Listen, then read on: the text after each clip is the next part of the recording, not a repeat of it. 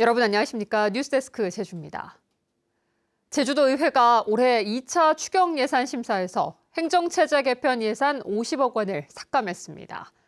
편성된 예산도 주민투표가 추진되면 집행하라는 부대 의견을 달았는데 다음 주 여론조사까지 예정돼 있어 논란은 계속될 것으로 보입니다. 이따금 기자가 보도합니다. 행정체제 개편 관련 예산을 두고 진통을 겪은 2차 추경안 심사. 제주도의회 예산결산특별위원회는 사흘 동안 회의를 거쳐 본회의 직전에서야 예산 조정을 마쳤습니다. 행정체제 개편을 위한 청사 리모델링 비용과 행정 시스템 구축에 편성된 198억 원 가운데 50억 원을 삭감했습니다. 행정체제 개편 추진이 불투명한 상황에서 시급하지 않은 예산이라며 삭감된 예산 집행에도 부대 의견을 달았습니다. 기초자치단체 설치와 관련된 예산은 주민투표 등 관련 절차가 공식적으로 확정된 이후에 집행한다는 부대 의견을 채택하였습니다. 오영훈 지사는 행정체제 개편 추진 의지를 다시 한번 피력했습니다. 새 정부 국정과제에 구체적인 시기가 언급되지는 않았지만 제주형 기초자치단체 설치 지원이 담겼다며 속도를 내겠다고 강조했습니다. 앞으로 제주형 기초자치단체 설치를 위한 주민투표가 조속히 실시될 수 있도록 행정안전부와 더 긴밀히 협의하겠습니다. 도의회는 제주도가 사실상 반대 의사를 밝힌 도민 여론조사를 예정대로 추진하기로 했습니다.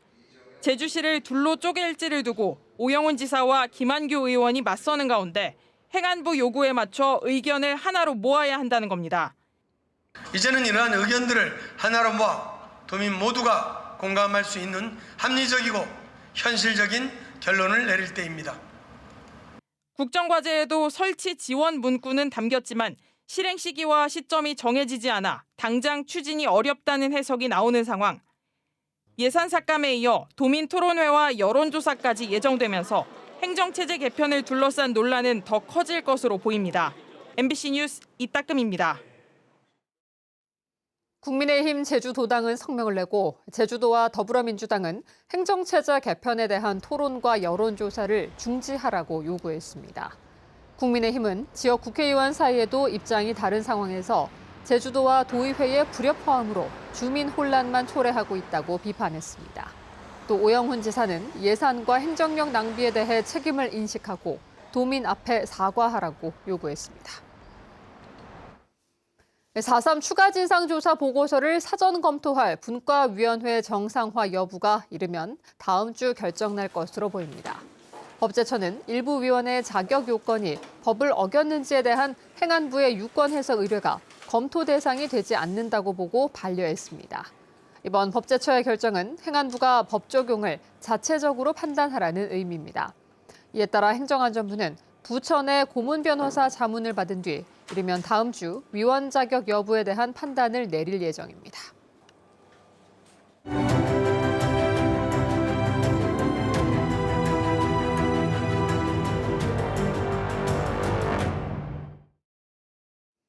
조선시대 제주 목관하에 걸려있던 종이 일본 철도 재벌이 세운 사립미술관으로 언제 어떻게 가게 됐는지 일본은 굳게 입을 다물고 있는데요.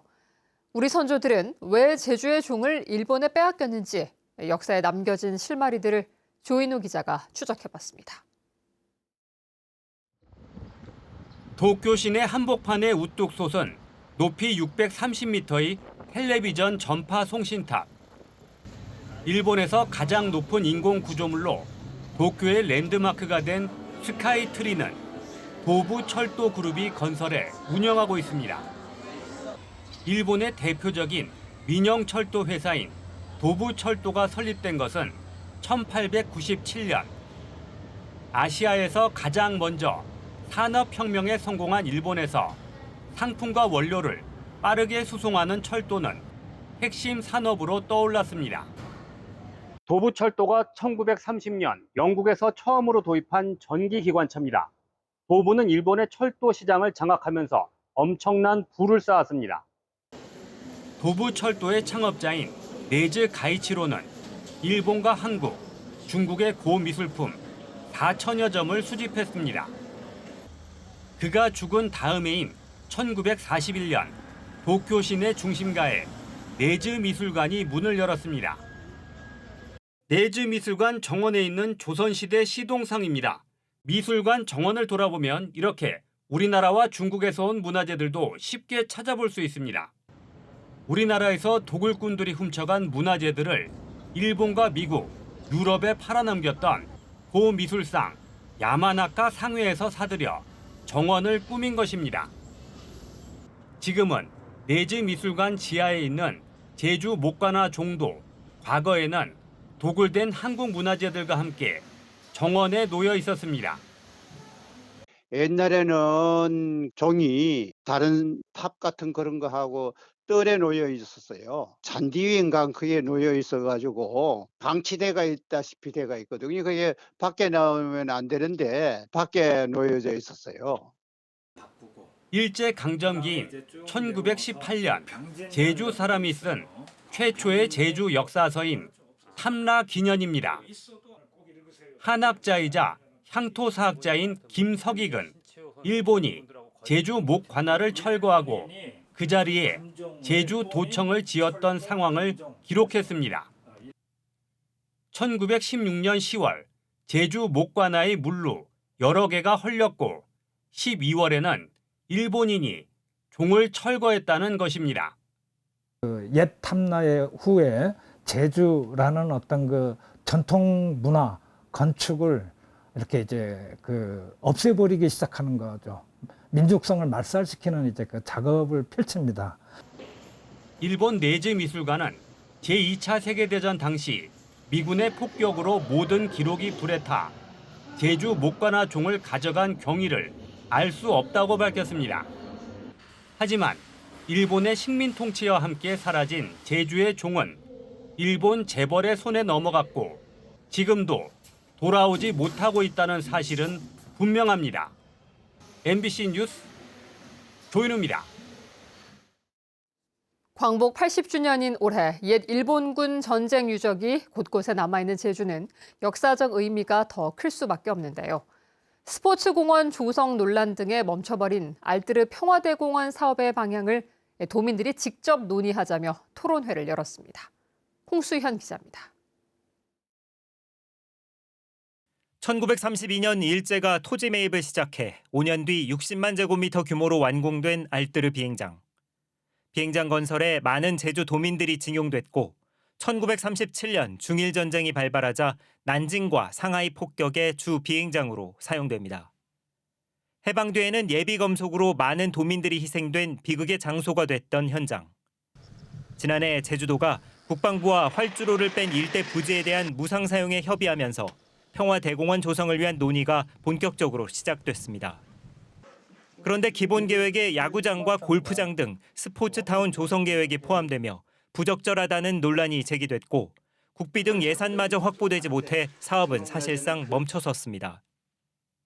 이런 상황에 시민단체가 마련한 토론회에서는 논란이 된 기본 계획부터 다시 고민해야 한다는 의견이 제시됐습니다.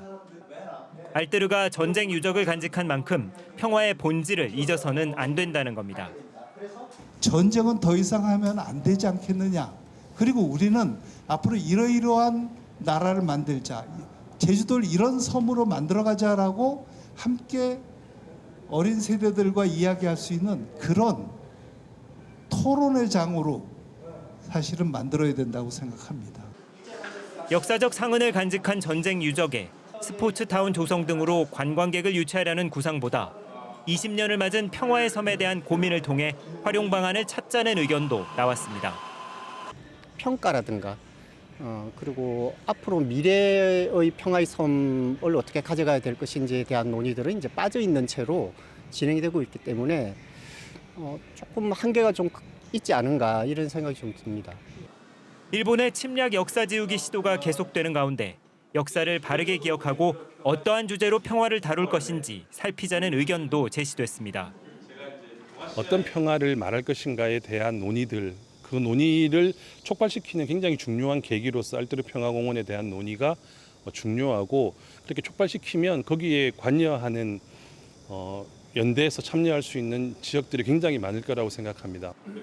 동아시아가 미중 간 경쟁으로 새로운 국제적 분쟁지가 될 수 있다는 우려가 나오는 가운데 이번 토론회는 연말까지 매달 한 차례씩 열려 진정한 평화를 담은 공원 조성 방안을 논의하게 됩니다. MBC 뉴스 홍수현입니다. 카메라가 내장된 특수안경으로 신용카드를 촬영해 수백만 원을 가로챈 일당이 검찰에 넘겨졌습니다. 제주 서부경찰서는 지난 2022년 제주의 한 주유소에서 손님이 건넨 신용카드를 찍은 뒤 휴대전화 결제 앱에 등록해 사용한 혐의로 주유소 직원 2명을 포함해 5명을 검찰에 불구속 송치했습니다. 이들은 사흘 동안 50여 차례에 걸쳐 약 430여만 원어치를 사용했는데 카드 결제 내역을 이상하게 여긴 피해자들이 신고하면서 수사가 시작됐습니다. 항구에 정박돼 있던 어선이 침수돼 기름이 유출됐습니다. 오늘 아침 6시 10분쯤 서귀포시 대정읍 운진항에서 어선이 침수돼 배에 실려있던 기름이 유출됐습니다. 해경은 기름 펜스를 설치하는 등 방제 작업을 벌였으며 가라앉던 어선은 인양 후 모슬포항으로 옮겼고 침수 원인과 유출된 기름 양 등을 조사하고 있습니다. 뉴스데스크 제주였습니다. 고맙습니다.